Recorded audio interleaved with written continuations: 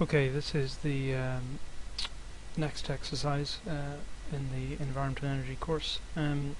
What we are going to look today is an exercise that relates to the performance and proportion lecture I gave a couple of weeks ago, last week. And what we're going to look at is a key aspect of proportion, which is the proportion of the houses and the, we say, morphology around your house. So this is my house, and I've just mentioned to you already the fact that I'm an end of terrace house. I have a south facing and west facing windows, the south facing being my bedroom and the west facing being to the living and my little box room here.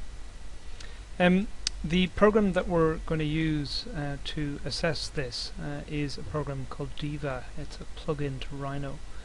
A couple of things to note in order for this to work. Firstly, I'm not a technical expert in terms of computers, so you're going to have to make this figure this out for yourself.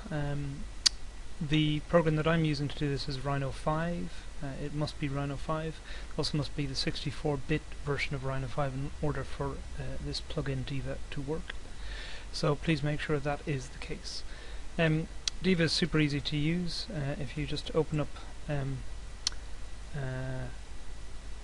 your Chrome, you can just go to this Diva for Rhino website here, and that allows you to download the software. When you download it, you need to restart a few times and then go back to Rhino.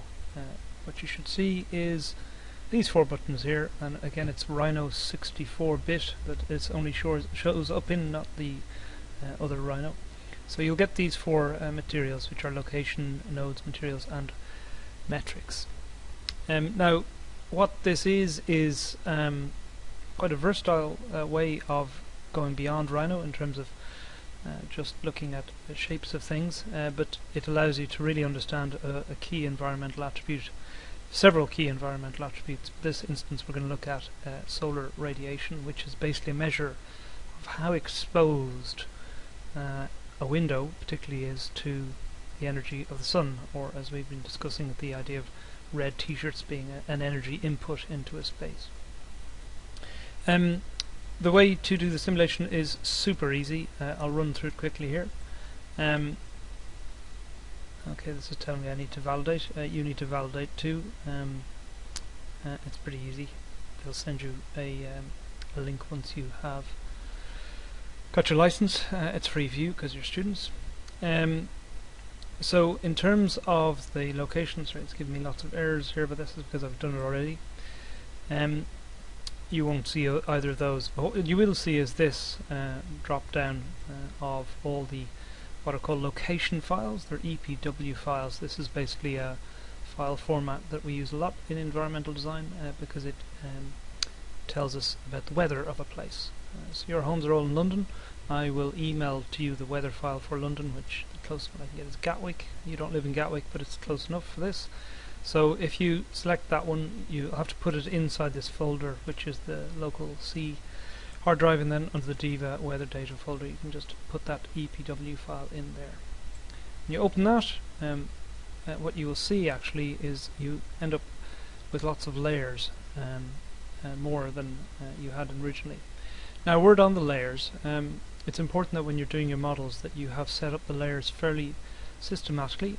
I would suggest you have no more than 3 or 4 layer types, although I'm contradicting myself. I've got 5 originally here. 1, 2, 3, 4, 5.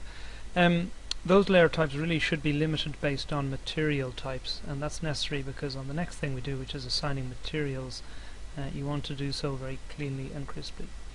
Don't worry about the nodes button, that's not important. You just need the materials button. If you click on assign materials, what you'll see is this drop down menu here, and again these are the layers which I have in my model: glass walls, walls inside, the stray layer I shouldn't have there, walls, doesn't matter, and then surroundings. So all I'm going to do is on this drop down there are all the materials that are given, and that allows us to see the options. A couple of explanations here. For the solid, say opaque materials like ceilings or walls, furniture, This number after that is a description of reflectance. So a very reflective material might have a high number, and a very low reflectance material would have a low number. For the glazing, these are the transparent elements, this number doesn't mean reflectance, it means transparency. So likewise, something with a high number is very transparent, something with a low number is less transparent. So already you should know what's double glazed and single glazed. You should have some idea of what those should be. So I'm going to quickly assign those reflectances for my walls interior. For external ones, I'm going to go for fairly low reflectances. For my internal walls, which are all painted white, I'm going to go for higher reflectances. Oh, sorry, I don't know what that is. Sorry, that shouldn't have come up. And surroundings, I'm just going to go for, again, low reflectances. I'm going to submit material information. And then all that's left to do to run the simulation, I know where it is, I know what the materials are, I just need to run a simulation, which will come up there. Please select simulation. The one we're going to look at is under daylight simulation, which is called a radiation map. And we'll get to the others maybe in other, or you can explore them yourselves. But essentially, we're going to do a radiation simulation of this view that I have. So leave that as perspective view. Don't change these. It will basically simulate from the first hour of the first day to the last hour of the last day of the year. So that's kind of an all-year simulation. And you can alter that, and obviously you'll get different results. And don't change these. You don't need to. But all you need to do is simply press Run Simulation. When you press that, up comes this. This is a thing called Radiance. It's the engine, I suppose, of Diva. Radiance has been around quite a long time, and it looks very 1980s. But don't worry, it still is, in a way, the best way to do very accurate, what we call accurate daylighting, rather than just kind of effect-based daylighting, which you get in a lot of rendering tools, is actually process it in an incredibly realistic and scientific way. Now, it also takes a long time, so if you've seen this, you'll see it says 0%, and it's going to crawl along. So I would suggest that if you want to do this yourselves, go and do something else for at least 3 or 4 hours. However, when it does come up, it will come up with something like this. So here is one I did earlier, and this is effectively a radiation mapping across the whole year of how much radiation or how little radiation falls on the surfaces of my house. And this is relevant because I can already see, in terms of the windows which are most sensitive, my roof light on my wee box at the back is far more sensitive to solar radiation than, say, the window to my bedroom. Which means that if I'm looking at red t-shirts in a space, obviously we now have a sense of which room has the greater number of solar gains. And that's kind of interesting, because if you start then to look at which room has the greatest potential to lose heat, you now have an understanding of this balance that we're trying to achieve, which is the blue t-shirts versus the red t-shirts.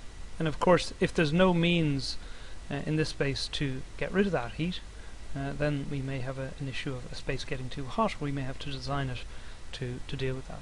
So essentially all I want you to do in this exercise is to run this program.